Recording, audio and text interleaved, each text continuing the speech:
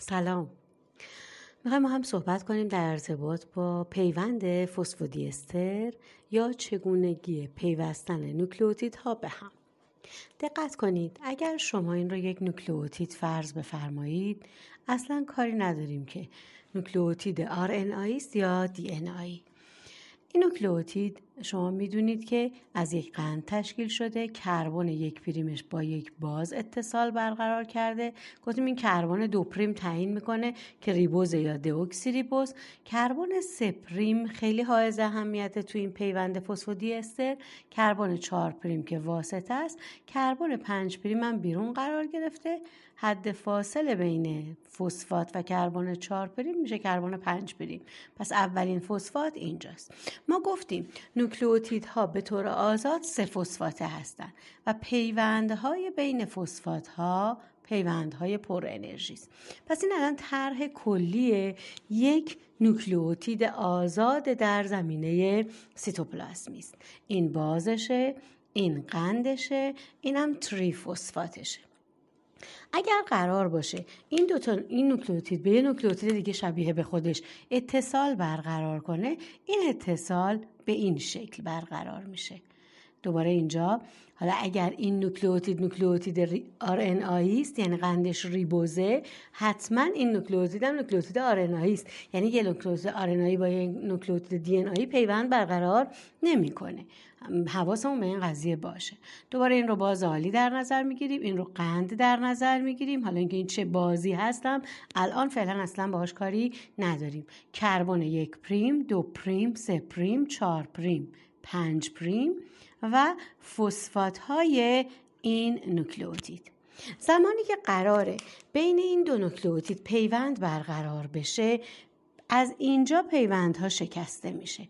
یعنی این فسفات ها، این دوتا فسفات از یه دونه فسفاتی که پیوند عادی داره جدا میشه.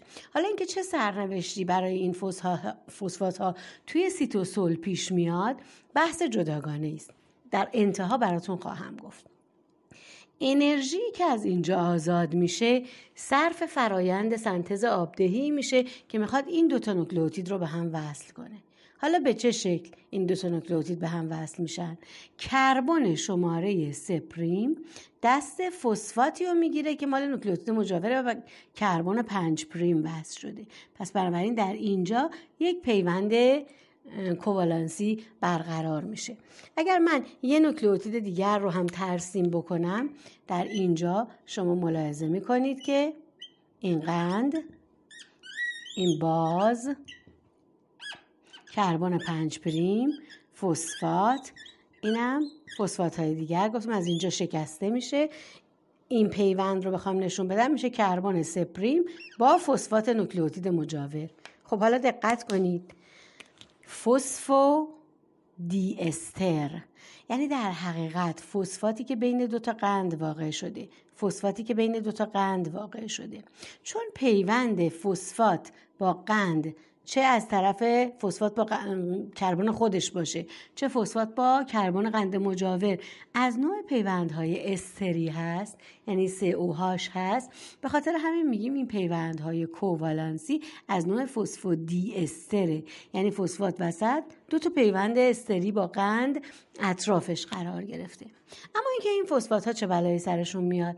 این فسفات ها که در ابتدای هم یک پیوند پر انرژی بینشون هست، پیوندشون شکسته میشه و به شکل 2 تا فسفات اینورگانیک، فسفات اینورگانیک